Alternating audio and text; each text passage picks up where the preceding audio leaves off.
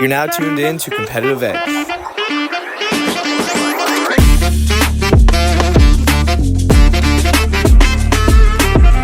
What's going on, guys? Welcome back to another podcast. It's been a minute, but we have a new one for you guys today. We have Caden here, right? What's your last name? Stock. I knew that, but I didn't want to butcher it.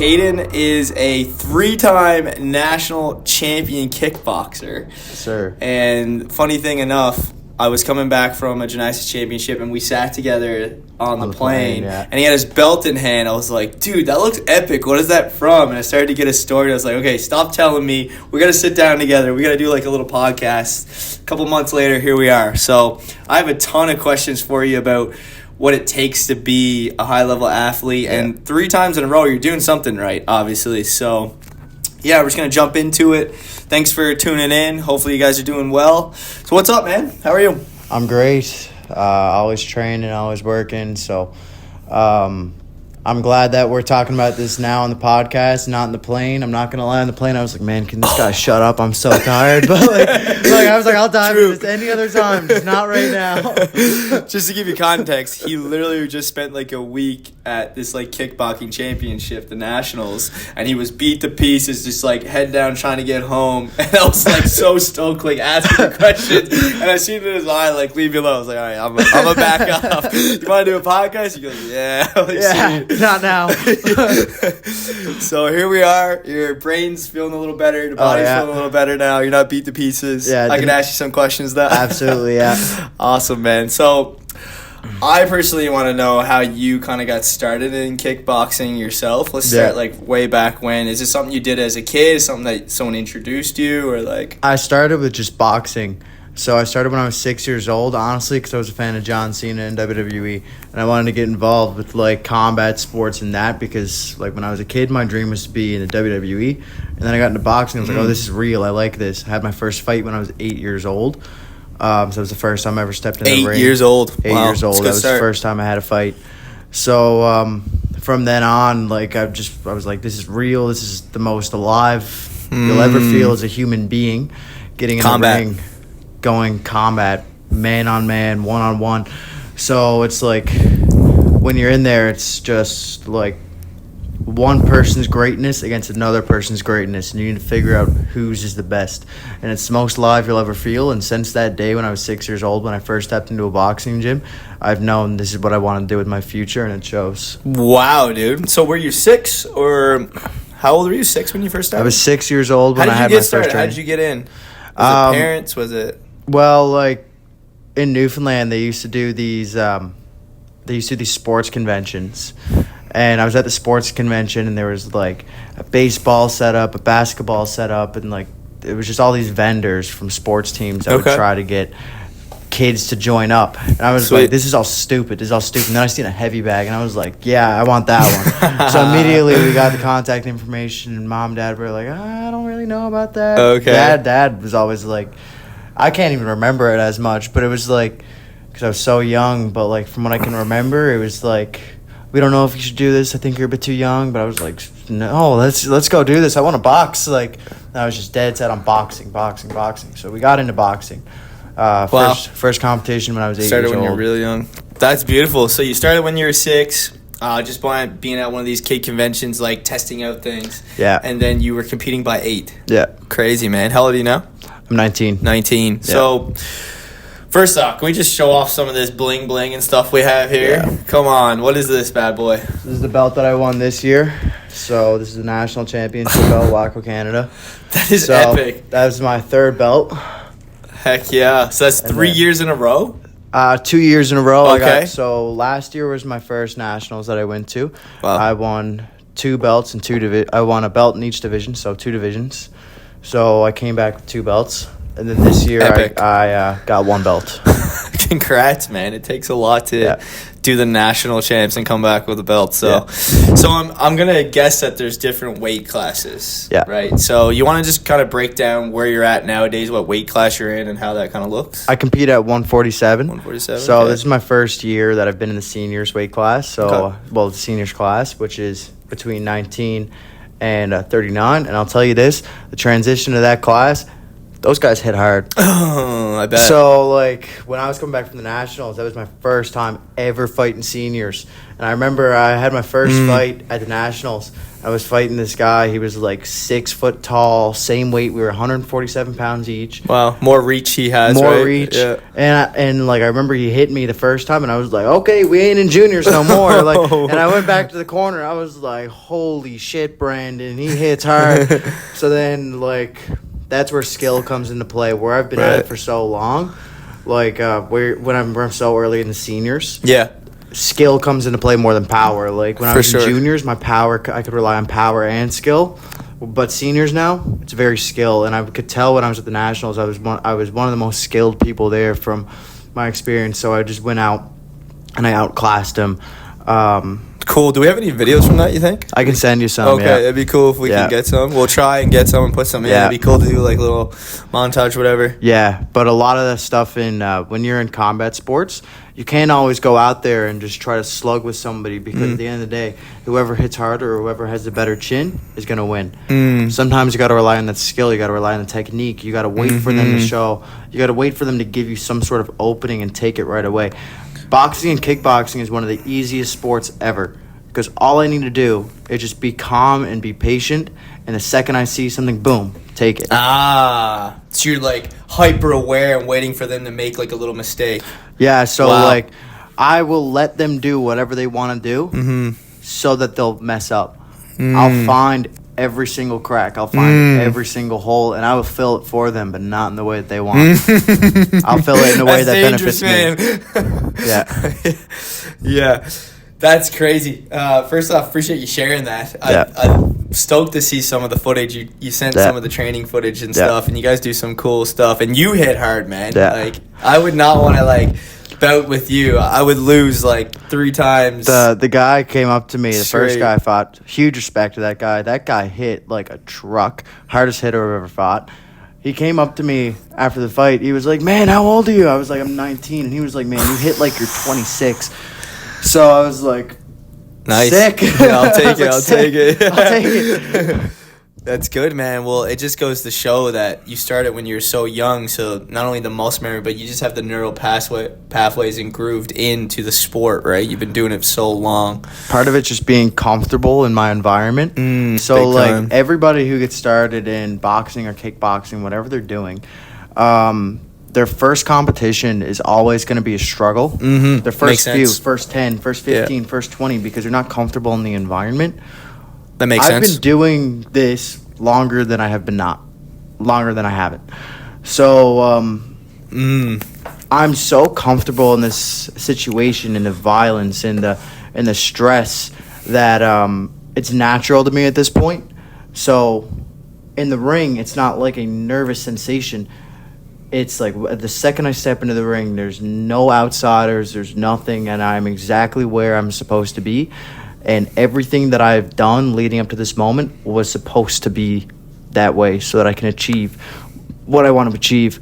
So you're super familiar in this environment now. It's not like a high stakes environment for you anymore. Like if it's your first day, your first year, your first like few competitions, you feel super comfortable. Yeah, that's why I said like kickboxing and boxing, combat sports are some of the easy sports that you can do if you're calm, if you're comfortable. If you're not calm and you're not comfortable, then I'm just standing there and slugging with you and hoping that something's going to happen, something's going to come out of it. But the second you can get that comfort, the second that you can get that that situational awareness, you can notice everything, you can see everything. Yep, that's a whole nother level. Then that's when you start fighting at a high level. Everybody at the Worlds, everybody at the Nationals, they're all comfortable in that situation. That's where it gets a little bit harder because they're looking for my flaws and I'm looking for their flaws. It's who's going to show them first. So being comfortable in that situation is so important because you need to be able to see their flaws before they could see yours, and you need to be able to execute your game plan properly as well. If you go into there in a panic state, you're going to have a game plan until you get punched in the face. So you need to be able to execute that game plan as you were supposed to. If you can execute your game plan and you can find their flaws and fill the holes in their game, then you're going to come out with your hand raised. You have great experience doing such a thing. Thank you. Dude, appreciate it. So just breaking down the training of what it takes. When you were 6, the training was completely different than when you're at, you're training your last few months towards going to nationals. So just break down, what do those last few months look like? Or if you want to break down like an annual training plan, if you kind of got it in your head with you and your coach and your other teammates, what does it kind of look like for you on the physical side of training? Physical side, like building up the body, the endurance, the strength, the power. And then on the technical side, like all the different skills required for your specific sport. What does that look like building up for a year? For the strength and conditioning, you need to outrun the runners and outlift the lifters. Outrun the runners and outlift the lifters. So, okay. Sounds really intense. Sounds like hybrid training. You need to be active because the last thing that you want is it's a 6-minute fight. Between 6 to 9 minutes is your fight. Mm-hmm. You will gas out like that. Yeah. And the worst thing that could possibly happen to you if you're in a high-stakes fight and if you're in the finals and you get too tired to the point where you can't keep your hands up and you get clocked, you're done. You're screwed. All your training just went out the window. So that's endurance. It's a lot of like muscular endurance, cardiovascular endurance as well. Like you said, outrun the runners. Outrun the runners, outlift the lifters. And then you need to be in the gym training, perfecting every technique. The technical side, right? Because like the technical side is more important than just going go in training because if you do get tired in that fight, you rely on muscle memory. And if you're go in training with just sloppy stuff to make you tired, that's what your muscle memory is going to be as well. You're going to get sloppy in the fight. So you need to be sharp. Your hands need to be up at all times. You need to be able to move your head. Your footworks need to be on par because when you get tired, your muscle memory is going to take over. You're not going to be able to think properly. It's just what happens because then you don't even know where you are. It's just your head's moving, your hands are moving, and you don't know where you are. Yeah. It sounds like it's a huge part of kickboxing, boxing, any combat sport is the muscular endurance side of things, right? If you don't got that, it doesn't matter how good your technique is. You can't perform technique if you're gassed out by the round 1, round 2, or whatever, right? The adrenaline dump is so high, too. Is it? All right, tell us about that. These gloves are 10 ounces. 10 ounces. So that's how much they weigh, right? They're 10-ounce gloves. Okay. Let's bring this stuff in frame here. Let's get this stuff. Oh, they're not in the frame. I didn't even realize that. I think they are. Let's just bring it right here. But like these gloves here are 10 ounces. If you're in a high stakes fight and you're gassed out, they will feel like 20 pounds. Really? Wow, hey. So you need to have that strength and cardio endurance. You need to be able to keep throwing your hands as well. You need to be able to like throw your shot, pick your shot, and then bring it right back, reset. Have you ever been in a fight where you're like, damn, I could have did more physical prep before I got here. Like, I'm exhausted. My brain's not... Have you ever been in that situation? I'm sure you probably have. Absolutely. Yeah. Everybody has. Yeah. Almost after every fight. So, like... Really? There's... With myself personally, I always have this mentality where I want to achieve the unachievable. And so that can go down to sometimes, like, after you fight, you may have wanted to put on a masterclass. And when that doesn't happen, that can beat you up mentally. So beating yourself up mentally is probably the biggest downfall that you can have on yourself in the sport. So I think the most important thing as a fighter is making sure that that doesn't happen and you turn off that switch when it comes right away. But of course, sometimes, like especially in that last round, the third round comes, if I won one round and I lost another round, and we're going to the third round, I'm going to put my chin down, I'm going to put my hands up, and I'm going to beat the piss out of you until you fall. Just 3 rounds, right? 3 rounds. Yeah, so you're leaving it all in the ring And of course, 3. Like, especially when it's those close fights, it's the second that you go, like, once you get my hand raised, it doesn't matter. But it's the second that I go into the corner and the ref is just grabbing our arms, waiting to raise somebody's hand, and I'm wondering who got that, who got that last round, especially if it was close. That's when it was like, shit, I could have done more. I could have done a little bit more. Then you get the hand raise, and it's like, okay, we'll learn this, we'll do more, and then we're going to be confident going into the next one, and we're going to know we're going to take up every single advantage, and it's going to be clear. It's motivating at that point, right? Yeah. You just want to dig in. Yeah. So I want to like get into the like depths of this. Bring us through some of the physical training that you're doing. Like, first person, we got a GoPro on you right now. What are we doing? How are we training? So Week to week. Week to week. Building up, like you're a couple months out from natties. What are we doing? Usually do 2 to 3 sets of sprints a week. Sprints. You got to get the short burst cardio is super important. Sprints are way more important. How are we doing those? Are we outside? Are we in the gym? Outside hills. On hills. Hill sprints. Hill sprints. Yeah, and how long are you sprinting for? Let's break it right down. You should do lampposts. So lampposts, we'll sprint the length of 3 lampposts, jog back. Sprint up, jog back. I don't know what the distance is between these lampposts. It's just lampposts. Yeah. Like, you just count the lampposts and you go. So 3 lampposts. Okay. And then you jog back. You'll do that 5 times, and then you'll sprint 6 lampposts and walk back. Okay. And then that walk back it's heavy sprints.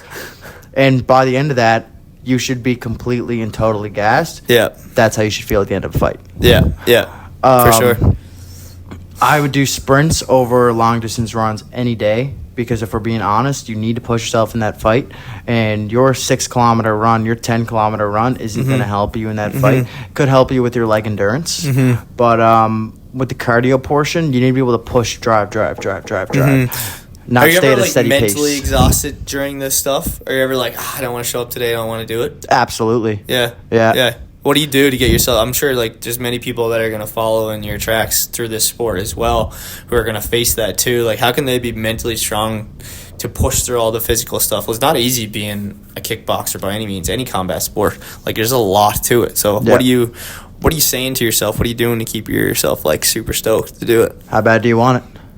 Ask yourself. How bad do you want it? Like I said, I always wanted to achieve the unachievable. So why am I going to let myself tell me that I'm too tired to get at it? If I want to achieve the unachievable, then no matter how you feel, if you're tired, if you're feeling weak, if you're sore, who cares? You got to get up and train. You got to get up and do what you want to do, or else you're going to be a failure. You're not going to be able to get all the things that you want to achieve.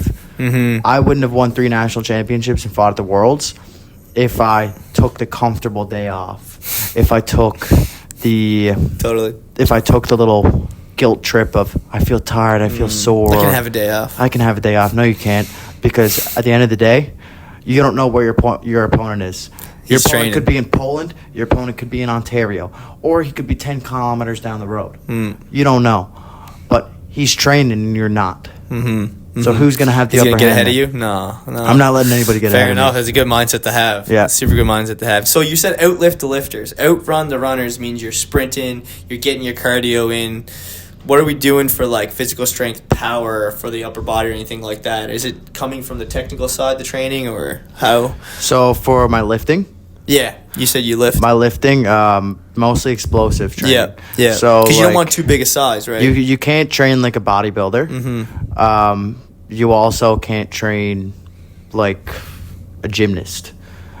You have to train that happy medium of a little bit of both. So you need to be able to be explosive, because that's where a lot of our power is. Totally. Quick. Yeah, it's rotational power and it's explosive power. So a lot of my strength training is very explosive based. People could look at me in the gym and be like, what the hell is this guy doing? So what are you doing? Let's hear it. So like simple, like a lot of slams, a lot of jumping stuff, like... It's hard to explain. Like, I'd almost have to show you, so it's hard to explain. Maybe I'll get some clips of you. But, like, for example, like, squat jumps. Well, I'll grab the trap bar. And when I do my squat jumps, you could call them deadlift jumps. But, it's more squat than it is deadlift. Yeah. But you go on the rack, load up the weight, you do your squat, jump up. Yeah, that's your explosiveness. Power. Lots of sled pushes, airdyne bikes, battle ropes. I'll do the chest press machine where I'll load it up with like 40s, kind of low weight. And then blast it. I'll blast it up. Yeah. Get the weight to leave my hands. It comes back, and then you just keep going until that weight doesn't leave your hands anymore. Yeah. And a power. Yeah. A lot of power, explosive training by the sounds of it. Yeah. And then there's rotational power as well. So there's break into that. That's a great idea. Rotational. So a lot of that comes from your core and your obliques. For a lot of people who follow boxing or kickboxing, you may notice that a lot of boxers have really defined obliques, and that's because of their rotational power and their rotational work. Yeah. So I'll usually take a med ball, lots and lots of Russian twists. I'll take a med ball and slam it against the wall, turn, slam it against the wall, turn, slam it against the wall until you physically can't go anymore. And it's just a lot of stuff. And honestly, a lot of the power training, strength training, comes from putting the gloves on, doing work on the back, hitting hard and going for a few rounds. Honestly, from my experience, you can speak from being in the zone the whole time, but we used to do a little bit of a cardio stint where we'd punch a bag for like a minute. Yeah. Dude, I was gassed doing practicing uppercuts, side hooks, and then just jabs. Dude, a minute and I was gassed. So I seen a video of you going for how long do you go? Usually on the pads, so that's when my coach will be holding hand pads for me, and I'll have gloves on. I'll be going. We'll go between 4 to 10 minutes. Right, you're getting 4 to that 10 minutes. full endurance in without any because breaks. then you're more aware as well. Because he could throw it back at me, I'm able to move my head, move my feet. I throw a combo, he throws back. I slip, pull, and then I fire up again and exit. So we'll do that for around 6 to 10 minutes ish. And then bag work would be between 2 to 3 minutes a round, and we'll do 3 to 5 rounds. Crazy. So let's break down your training week. How many days are you training? It might be different nowadays where you're kind of in the off season, right? Yep. How many days are you training this time of year? This time of year, now in the off season? Right now, I'm focused more on rest and recovery. Yeah, so, totally. So what about preseason? Preseason, when I'm in competition? But no, preseason, not comp season, building up. There's not really such thing as a preseason. Okay. Because it's all year round. So right now I just don't have any competitions lined up. Yep. So but if coach called me tomorrow and said, "Hey, you're fighting in 2 weeks," we're back in. Right. So it's you're always staying ready. Okay. You're always staying maintained. So let's say we're mid-fire comp season. How many days are training in a week? Every day. Every day? Every day. Okay. Break down the 7-day week of how you're training, because you need some recovery in there too, I'd imagine. Yep. So Monday we train boxing. Tuesday kickboxing. Wednesday boxing. Oh, so you break it down. You do so hands and feet. Wow. Hands and feet. Wow. So cool. So Monday boxing, Tuesday kick. kickboxing, Wednesday boxing again, Thursday kickboxing. Friday we'll have the open gym, so we'll come in and we'll just work on stuff that we need to work. Saturday is the same thing, and then Sunday is for sparring. Okay, and sparring is with your partner playing. Yeah, sparring that's when we just work to spar. Beat the heck out of each other. Not really. So a common misconception about sparring is that you're just going with your training partner and try to knock each other out. But really, I'm not going to grow from that, and you're not going to grow from that. Every time having a good partner to that dynamic. You have to have a good partner. I never spar with beginners. Yeah, because they will have that ego of just oh, this guy's skilled, I want to crack him, and I'm like, man, you try to crack me, I'm gonna have your chin on the floor. So ego's a big part of that sport in particular. A lot of people get into it because of ego, so I'd see how beginners would have a fat ego. Yeah, that makes sense. Absolutely. I bet you had one too when you first started. Oh, absolutely. I was also 6. Yeah. So well, when you're 14 even, you probably. Yeah, absolutely. Everyone's got it, man. 100%. But making sure the sparring portion of it isn't so much cracking your partner hard and stuff. It's a lot of just making sure you're really focusing on landing every single technique perfectly and making sure that you're aware. Yeah. So a good partner, if you're unaware, if your hand is dropping, they'll crack you, but they won't knock you out. Right. It's a warning shot. It'll just be a pop. Yeah. And it's keep that hand up. Yeah, you're going to get cracked. So that's a great partner. So that's good sparring. A lot of my sparring partners are great for that type of stuff. Yeah, that helps. They're fantastic. Yeah. So Yeah, That's I love cool. sparring. That's a 7-day training week. Sometimes I'll take that Friday slot off to rest and recover. For sure. Because I like to train on the Saturday and then I like to spar on Sunday. The reason being because I will never rest. I'll never have a rest day before a fight or before a sparring session. Because if you rest before that, you're going to come into the fight with stiff muscles. Right.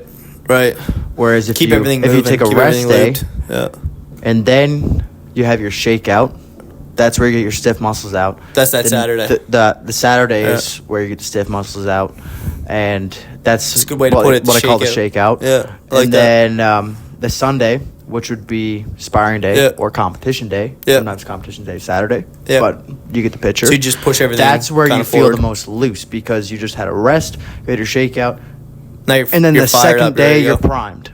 So I always train the Saturday and I always train the Sunday. Sometimes I'll take that. That's Friday a off. really cool training schedule. What do you guys do for like psychology training, mental training in your sport? Meditation and visualization. Yeah, I figured it was going to be huge in your sport because you need to be so calm and present, right? A lot of like the bigger guys that are on social media in your sport do a lot of that stuff too. So, want to bring us through what you do? So a lot of times before I go to sleep, I'll just meditate for like 10 minutes. Okay, so 5 minutes. what's like your practice? Are you just kind of keep a clear mind? Are you thinking about stuff or? Keep a clear mind. You think about nothing. Yeah. And the second that you think about something, you restart. Yeah. You think about absolutely nothing. That's where you focus on being calm. Like Present. I said, being calm and present is super important in the Huge, sport. huge in your And then sport. I'll focus on visualization. But I don't necessarily do that while I'm just like, I don't do that in like a meditative space. I'll do that while I'm hitting the bag. I'll do that while I'm training. Like putting Like, I'll yourself in literally- that environment I'll where you're going to literally be go on- competing. I'll go on the heavy bag or I'll shadow box and I'll close my eyes. And I'll visualize myself in the ring. I'll visualize my opponent throwing at me. I'll visualize what color gloves I'm wearing. So it's as if You're by the building up time that I get familiarity. Yeah, you're already there. there, by the time I get there, I've already been there. So That's that awesome. yeah. I'll even like when I went to the Worlds, I was looking up the venue. Nice. You put yourself in And I the put venue. myself in the venue. I Wow. visualized the fans. That's beautiful. So we're talking about the physical side. You guys do 6-7 day weeks. A little shake it before comp. I love how you're doing. You break down your training, your different parts. You're doing lifts and runs beside that. There's so much that makes a good athlete in kickboxing. Yeah. Appreciate you breaking that down. And the mental side, we just went through that. How you're doing your meditation, keeping your mind clear and present, and you're doing your visualization. Yeah. You want to talk any more on the visualization there? I kind of cut you off. Not really on the visualization, but there's a third portion that Okay, you got to here we focus go. on as Love well. this. And it's actually about self-love. Ooh, So, interesting. Did not expect you to say that. So I touched on this briefly earlier, but if you beat yourself up in the sport, that is the number one route to failure. So you need to learn how to love yourself in the sport, even if you didn't know how to do that prior to coming in. That's how I feel like a Interesting. lot of people grow more mentally and physically when they go into the sport because they learn how to love themselves through that. So because you can't win championships and not like yourself. You get it? Because like, why would you want to succeed then? So a big portion for me is just loving yourself and loving your body. Because if you didn't, why would you want success? Accepting, like, for another word for anybody who doesn't kind of get what we're getting, you mean accepting, like, the cards you were dealt in life, like, Yep. you're saying your body, who you are, what you're dealt and what you can do with it, and just being, like, at peace with who you are and what you got and making the most of it, I guess, right? Well, there's two things in life. Literally two things. Okay, interesting. There's the stuff that you can control and the stuff that you can't control. Oh, I like this. I could agree with that. Yeah. So the stuff that you can control, you take that, you keep it. The stuff that you can't control, you take that and you throw ignore it out it, the window. right? It's not much you can do about it. So like, you have an injury. Oh, that sucks. Mm-hmm. Can you control it? That it happened? Not really. No. No. It already happened in the past. What you can control from that, you do your rehabilitation, you do your recovery. But if you sulk about that and be sad about that, you're not going to recover, and you're not going to get back to training, and you're not going to be successful. Focusing on the Well things said. that you can succeed on, focusing on the things that you can do, Mm-hmm. that's what's going to make you successful. And that's also what's going to make your life better as well, instead of dwelling in the things that you can't do. Preach, Yeah. bro. Well said. I didn't know where you were gonna go with that, but Yeah. I have that exact same philosophy. Yeah. My parents are bad for focusing on a lot of things that they can't control. Yeah. And I think their trigger of doing that growing up has really made me come to the consensus of, okay, why are we even complaining or talking and worrying about this? It's out of our control. There's some things you can influence, and sometimes it doesn't go your way. Yeah. But there are a lot of things that's in your control. And like you said, self-love, yourself, what you do physically, mentally, emotionally, all that stuff, you are in control of. Yeah. So that's, especially in your sport, as high level as you are. Yeah. Appreciate you sharing that. That's a really good point. Yeah. Yeah. So on the nutritional side of things, how are we rolling? What are we eating? What are we digesting? How do you make you feel? So it's actually really different throughout the camp. Okay. So like, what do you mean by camp? Camp is like leading a training up? Camp. Okay. So like your 2-month training camp before you go into a competition. Right. So that's the last little build up before. Yeah, that's so the you're build in camp. up. Gotcha. So you're in camp, and a lot of times you're on a weight cut. Yeah, so, that's tough. I usually cut 10 to 15 pounds before I fight. Okay. So is that a lot in boxing, or is that like average? Round average. Okay, that's good. Once you get to the pros, that's little. The pros are like 30 to 40 to get to their weight class. That's a lot. Nuts. Yeah. I don't think I'm ever gonna do a cut that big. I've done lots of weight cuts. I've done big weight cuts and I've done small weight cuts. And the best I ever feel is when I'm around the 10 to 15 pound range. If I do any more than that, it starts to get unhealthy. Like I could fight great and I can have great power, but I just feel like trash. Whereas when I'm at the 10 to 15 pound range, I feel like I can hit hard, I feel fast, and I also feel well nourished, and I feel good as well. So that's where I'll always sit around my weight cuts. So what's the nutrition looking like on that camp week leading up to it? It's different than if you were... Actually, let's break down the nutrition if you're not in camp week. Kind of like what I would call preseason leading up to it. Yeah. Like you're at your daily grind, your daily routine, because you're doing your 6 to 7 days a week on your training. How you feeling that? So like, which is basic. Hit your proteins. Okay, what are we eating? What are we ingesting? Chicken, beef. For the most part, chicken, beef, you got eggs. Your eggs in your diet, yeah? Yeah, chicken, beef, eggs. Pretty lean protein, for sure. Yeah. So, and then... Are we grilling it? Are we frying it? What are we doing? Whatever dad or mom makes. Okay, you're lucky. You got some cooks still. So, okay. With that as well, you're getting a call there. Maybe my mic stopped. Hold on. How do I stop this? Do I hit this button? Technical issues, boys. All good. We can cut this part out. Yeah. I swear I knew how to end it. Okay, here we go. No, we're still rolling. Okay, we're still rolling. Appreciate the heads up. That would have been funny. Yeah. We're busy right now. I'll call you back. Yeah. What were we saying? About the diet. You're lucky enough that I guess you're not that old yet. You still have the family supporting, which is huge. Support systems is big. Absolutely. But diet. The diet gets really, really important once you start the weight cut. So once I'm in that like last 2 to 3 weeks, it's very, very low carbs, very, very low sugar. The last couple weeks. High protein and high fats. Okay. Because carbs and sugars hold water, and you need to be able to flush the water out when you're in that weight cut. That's why when you see a lot of fighters at weigh-ins, if you ever search up a fighter on weigh-ins, they look very, very dry. Yeah. Because they got no carbs, pretty much no carbs when they step on the scale, pretty much no sugar when they step on the scale, and a lot of their water just got flushed out. And then the second they hop off the scale, water's right back in, carbs are right back in. So how long do you have after you step off the scale before the round dings? You usually have a few hours, so like 8 to 12 hours. Wow. Depends on the competition. Is it the same day? Same day, yeah. Okay, so you don't have much time. Boxing is a little bit shorter period of time. I don't do big weight cuts for boxing.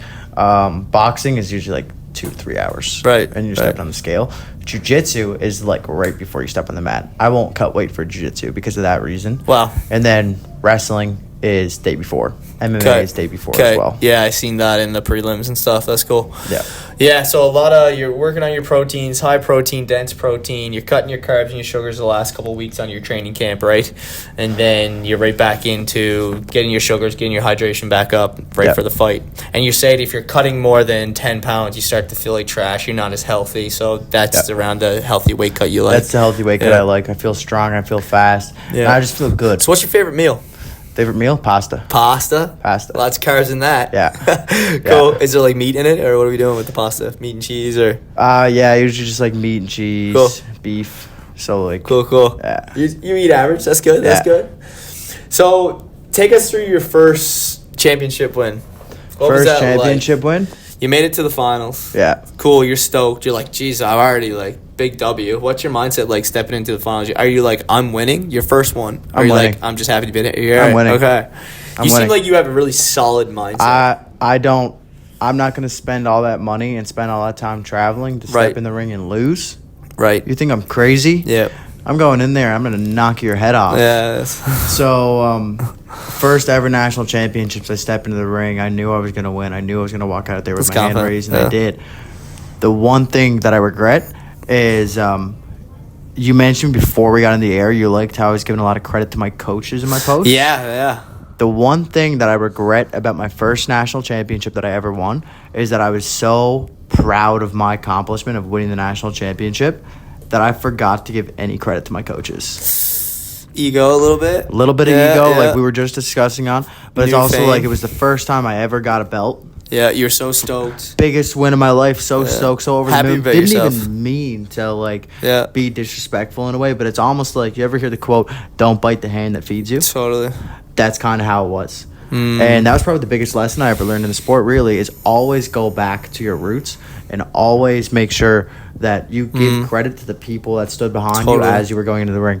It may just be you in the ring, but there's your coach in the corner, there's another coach in the corner, and there's your whole team that's standing there watching you, hoping that you achieve your goal. And if you make it all about you, Your team's gonna leave, your yeah. team's going to leave, Yeah. and you could win a belt, and you'll have nobody there to support you. You wouldn't have won it, man. It Yeah. takes a tribe. And to do without something those great. guys, I train at, for everybody listening, I train at Warrior Elite Martial Arts under Brandon Lehman. If you want to learn martial arts in Newfoundland, that's where you go. We have the best team on the island. Hell yeah, shout Yeah. him out, man. I Yeah. was gonna leave that for the end, but Yeah. go ahead now. Yeah. Okay, let's shout out your coach a little bit in the dojo or the club that you're in. Yeah. Come on, hype it up a little bit. So Brandon Lehman is the most high-level boxer and kickboxer around Newfoundland. He has Olympic-level boxing. He fought at the Olympic qualifiers against Olympic bronze medalist Wyatt Stanford. He fought him 3 times, Crazy. won once, Crazy. and then lost the second 2 fights, and those 2 fights were very, very close, and then Wyatt ended up winning to win the bronze medal. Brandon has fought and medaled at many, many world championships and has won more national championships than I can count on my hands. He's also the most knowledgeable coach on the island, and he also creates the best environment for somebody coming to the gym to learn. You will always leave the gym feeling better than when you walked. You'll always leave feeling better than when you walked in, and you're actually going to learn stuff. You're going to take stuff in. You're going to soak it in, and you're going to be able to grow and thrive off that as well.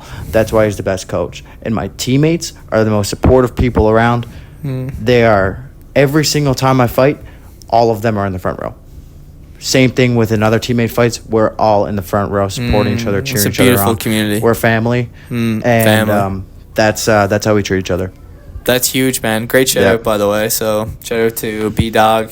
I've seen him on your post, and I kind of looked him up a little bit. He seems like a great cat. He seems Yeah. like it's his life, and Yeah. it really shows. He obviously got the technical down and got you guys Yeah. dialed. Because you guys went to Natties this year, and a few of your other family members, community members, as you like to call it, came back with medals and belts as well, right? Yep. So, you guys got a good thing Most going there. successful we've ever been. And it's only Yeah. going to go up. It's Yeah. only going to go up. It's awesome to see. You guys are paving the way for a lot of next generation coming up through you as well, right? Absolutely. Yeah. So what's Yep. next for you, man? What's next? I want to go into MMA.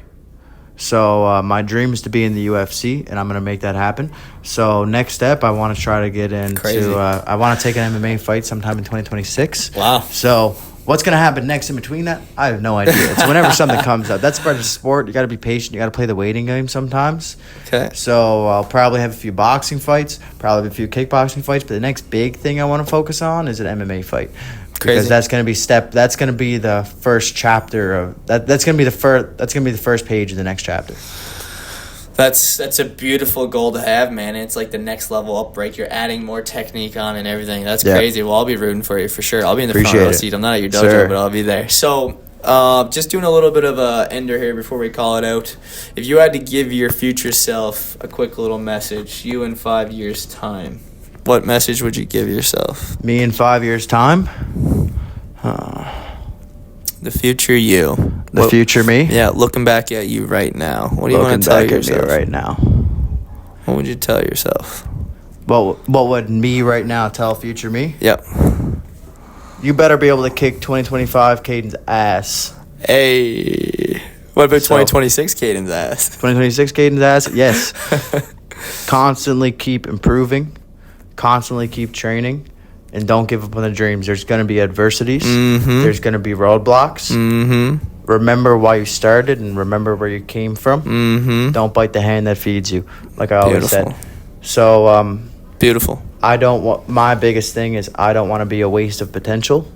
I know I have so much potential. People remind me of it all the time. I'm grateful to have a coach that tells me almost every day how much potential I have. Go. And my biggest fear is being a waste of potential, and Not I'm not using going to it. let that happen. So future me better not see that potential go to waste, and I better see myself in the UFC climbing the ranks by the time I am 24 years old. Let's go. Yeah. Huge, bro. That's Yeah. a great lesson. Now, it could be the same lesson to the next generation coming behind you, but Yeah. what would you share to anybody that wants to kind of follow your footsteps and have their own unique individuality in this type of sport, combat sport? What information would you give them? What lesson would you give them? What message? It's you versus you in the sport. The biggest thing for me is comparison is the thief of joy. Well said. So, Agreed. If Agreed. you go into the gym for your first time and you go to your first sparring session, you're going to get your ass kicked.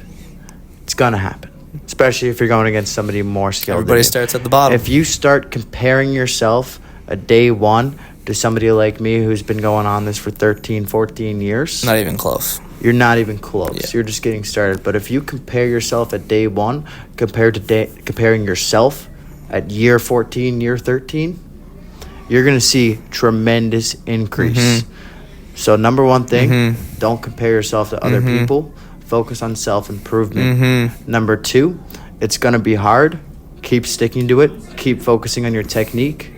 And the last thing, don't let anybody tell you what you can and cannot do. Big respect, bro. Big Yeah. respect. With that said, we're going to end it there. Maybe we'll have you on again in the future. It was great. Do you have any final words or anything else you want to share while we're here? Check out Warrior Elite Martial Arts, Paradise, Newfoundland. Totally. I think I'm going to come check it out. Deadly, you should. I think everyone should. I Yeah. think a combat sport is a good thing for everybody to have, no matter what your gender is. Yeah. Seriously, I've been wanting to do it for years, and why not? Got kids programs, adults programs, I'll get into boxing, kids program. kickboxing. Yeah. Evan, why'd you knock out a 6-year-old karate class? I feel so good. Thanks, man. I really appreciate you coming on. I'm Thank glad you. we made this happen after a few months, and that Yes, your sir. brain is kind of locked in. Yeah. I'm going to follow you on social media and check out your fights. I'm going to come hopefully see you and maybe help you film sir. some content and stuff. Awesome, that'd be great. Yeah, and hopefully we can get those clips in here and get you a montage. Yeah. Who knows where the future Perfect. goes. I hope you achieve everything you want to achieve this next coming year. Thank you very UFC much. is a big step, but Yeah. it seems like you have the mindset and the personality and obviously the physical work ethic to do it. So Yeah. let's get after it. Thank you very much. All right. Pleasure being Until on. next time. Thanks for watching, guys. We'll see you.